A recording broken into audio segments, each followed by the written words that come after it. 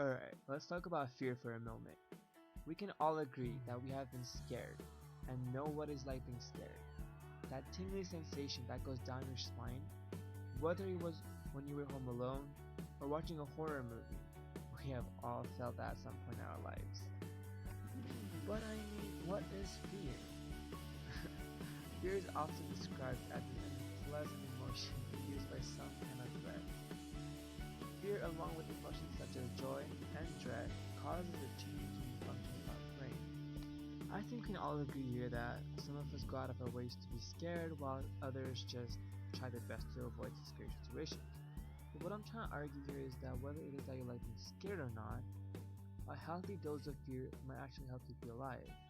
More so, help you become a more knowledgeable and a better person. Now, let's play a game together to see how our brain works. And I want you guys to follow the directions properly to get the best results. Pay attention. We're going to play a game. Try to count the number of signs on this winding forest road.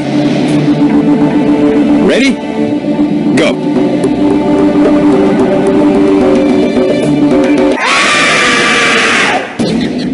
Did we scare you?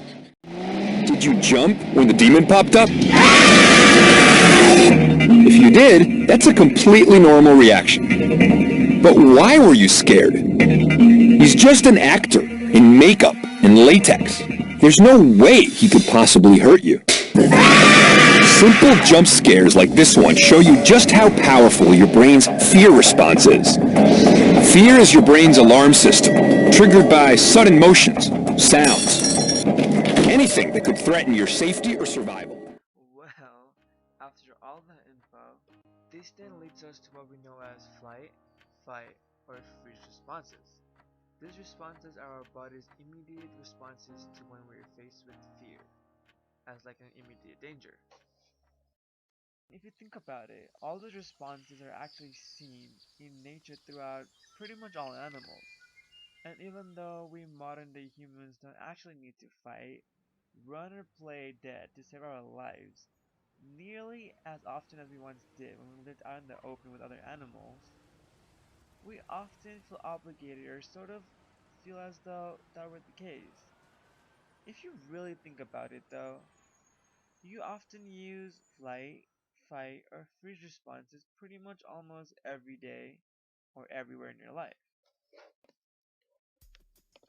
Looking at another reason why fear can be good is that it helps us avoid dangerous situations. In other words, if you have been through a traumatic or fearful event in the past, you probably have a solid, vivid memory of what actually happened. Many psychologists agree that you have these memories because when you're under a fearful situation, your brain works a lot better and processes things much faster, so you are able to remember things much clearer. Moreover, these traumatic events that led to your memory can actually prevent similar future mishaps from happening. For example, imagine that you got bit by a snake as a kid, or you saw or heard something bad about them.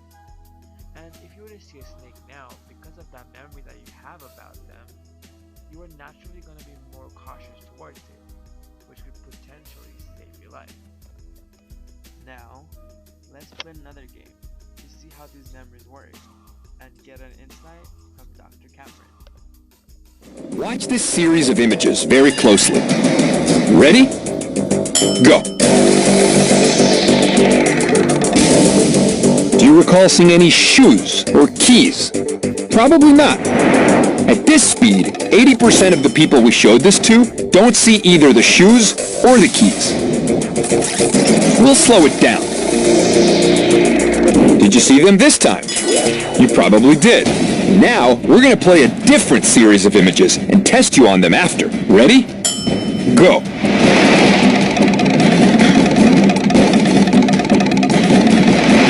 Did you happen to notice any snakes or spiders? Chances are you did. In case you're thinking we slowed down the images, I assure you we did not.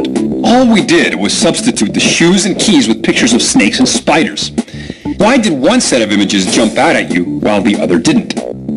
To answer that question is Dr. Cameron Fallipour, an expert on the psychological effects of fear. Your brain scans these spiders and snakes much faster because to our ancestors, these animals were a threat. Your brain has evolved to recognize them because from an evolutionary point of view, it would help our survival. Well, lastly, I want to argue that what I was really saying was that some people argue that fear might be paralyzing and that it can actually serve as something that prevents us from doing important things. But did you really know that fear actually is motivating and more so actually opens up many different possibilities? Well, what I mean is that fear can actually inspire us to do things in life that might change our life and even for the better. I mean, some also find it exciting to face their fears. So basically, if fear was to never exist in the first place, we wouldn't even be in school right now, or doing our work. And things like medicines, houses, or activities like scuba diving or skydiving would just never exist. Just like how fear of the Russians put a man on the moon, and fear of the dark invented the light bulb. But I mean, the day that mankind actually stops being afraid, that's something to be scared of.